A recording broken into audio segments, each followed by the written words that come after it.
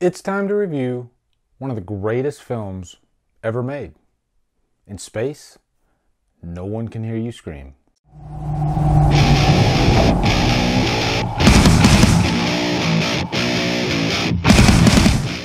Alien stars Sigourney Weaver, Tom Skerritt, John Hurt, and is directed by Ridley Scott. So what's up, guys? This is Alien Week. Alien Day was a couple days ago, and I really just got in the spirit of Alien today, especially for some reason. And then I thought, you know what? I want to review the first Alien, just because this movie is in my top 10, 15 of all time. It's just a masterpiece of a film. But I was a little cautious going in because I've said this before. How do you review a movie that's like perfect? What do you say that hasn't been said before? So I'm just going to talk about this movie. I'm going to talk about what it means in my life, how great of a film it is, how effective of a horror film it is, how it has the perfect creature. The Xenomorph is the most beautiful creature ever created, and yet it's also the most terrifying creature. So we're going to get into all that. So anyway, here we go. So the story of Alien started when writer Dan O'Bannon and his good friend Ron Shusett, they were actually writing partners, and they were going to make Total Recall, and they were going to make Alien. And they decided, hey, Alien is more of a confined space type story. It'll probably be easier to produce. So they decided, let's do Alien first. If you watch the documentary on this box set over here about Alien, it's so interesting because Dan O'Bannon talks about the struggles of getting this thing off the ground. And really, if it wasn't for Star Wars, then we might not have ever seen Alien.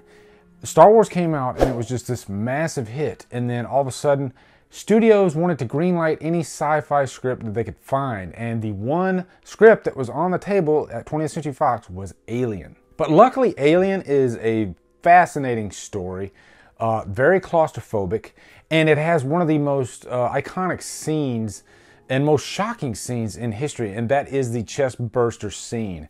As a matter of fact, when David Giler, the producer, was reading the script, at first they thought this isn't really anything special, and then eventually they got to the chest burster scene, which is pretty far into the movie, and then all of a sudden they got it.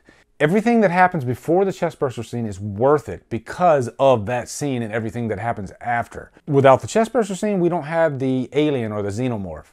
And so from that moment, this movie doesn't let up. It is just a force. And I can only imagine, I've never seen this movie on the big screen, and I can only imagine what audiences were going through when they sat in the theater, and for the next hour, hour and a half, I can imagine they were probably petrified. At the time, this was considered one of the scariest movies of all time. Director Ridley Scott wanted this to be Texas Chainsaw Massacre in space. Just completely chaotic, but even scarier because you are not on Earth. You are by yourself in space, and by the end of this movie, alone with just a creature. How scary is that? But the story of Alien is, it's really truckers in space. You have this oil refinery crew, and I believe there's only 8 members aboard, and they are awoken to a distress call.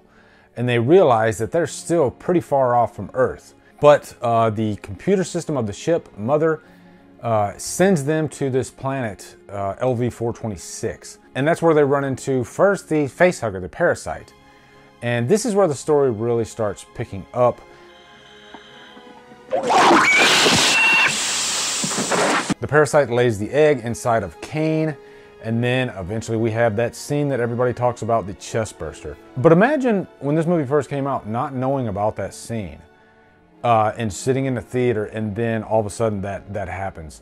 Now we're desensitized to it because, again, it's one of the most famous scenes in movie history, so it's still effective, it's still shocking. Imagine how shocking it would be not knowing it's coming. But as we all know, eventually the xenomorph gets out and it picks off, all the members of the crew, and it's left with just Ripley, played by Sigourney Weaver. Now, first off, let's talk about Ridley Scott. Ridley Scott was a very young director at the time, and they couldn't find a director that was willing to take on this project because it was pretty ambitious and it's a horror movie. And I think sometimes directors can be put off by horror movies, because really it's a challenge. You have to scare the audience. Ridley Scott saw the vision, and also he was not afraid to create all these massive sets. And if you look at Alien, I mean, the frame looks like $1 billion. It really does. Still to this day, it's one of the most ambitious looking sets I've ever seen on film. Thank God for the artwork of Geiger. Being able to take that artwork and bring it to life, put it on screen. His artwork is just the most beautiful artwork I've ever seen. It's sexual, it's scary, much like the Xenomorph itself.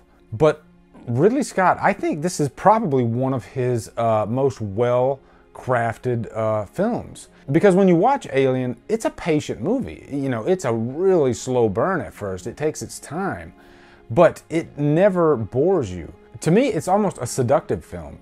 You know, like when you watch it, you feel like you're constantly wanting to know more, what's around the corner. And I think a lot of that is attributed to Jerry Goldsmith's score. Like the direction itself, the score is very quiet at first. I remember the first few times I had saw Alien, I didn't even realize there was a score for the first half of the movie. And then I got a good sound system, cranked it up, and there's a lot going on there actually, but you gotta listen for it. But Jerry Goldsmith's score is just haunting and beautiful and terrifying by the end of this movie. And I think that's one of the reasons why this movie is, I guess you could say, a classy horror movie, almost art house horror movie. And it's interesting because when people talk about their favorite horror movies, I think sometimes people are hesitant to put Alien in those categories because it's just a really classy movie, even though it's scary as hell.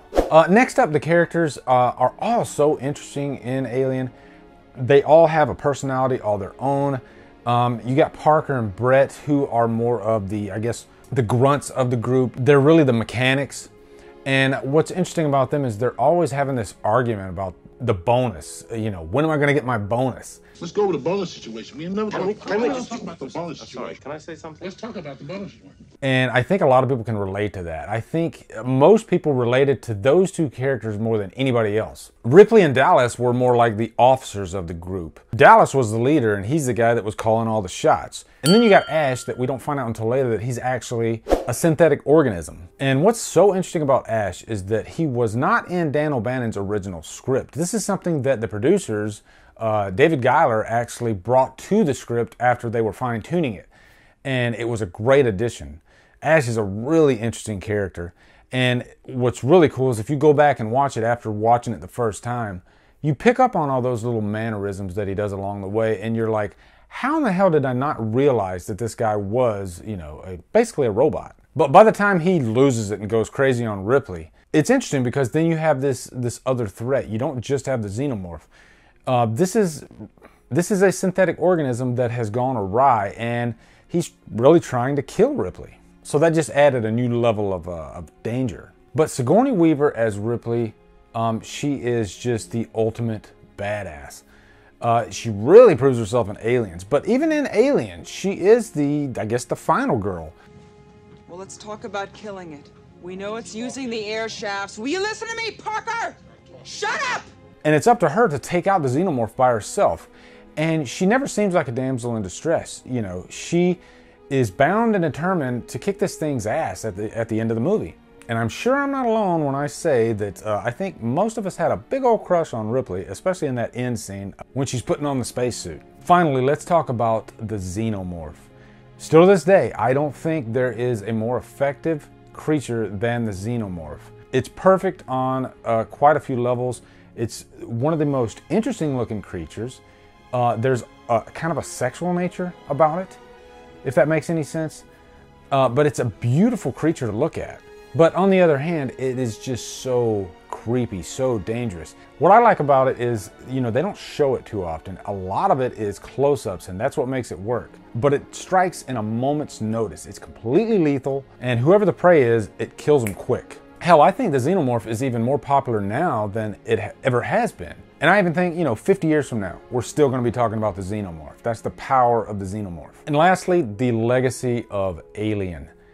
This is a movie that is more popular now than it ever has been. We still constantly refer back to this movie because of how unique it is. It's still to this day one of the most unique horror movies ever made. And I think that's because it's not an easy movie to make. If it was, I think there'd be 10 other movies that look and feel just like Alien. But unfortunately, there's only one because of how hard this movie was to make. The craft that went into it. Ridley Scott really created a masterpiece. And it's not easy to create a masterpiece. That's what Alien is. So in the end, guys, you know it. I have to give this movie a unicorn. This is my third unicorn I've ever given. And Alien sure as hell deserves it. So anyway, guys, what are your thoughts on Alien? Looking forward to hearing them. Also, if you want to talk horror, make sure you come on over to Killer Flicks, where we talk horror all day, every day. If you look down below, you can see all my social media links. Anyway, guys, thank you so much for watching. Have a great day, and Drumdum out.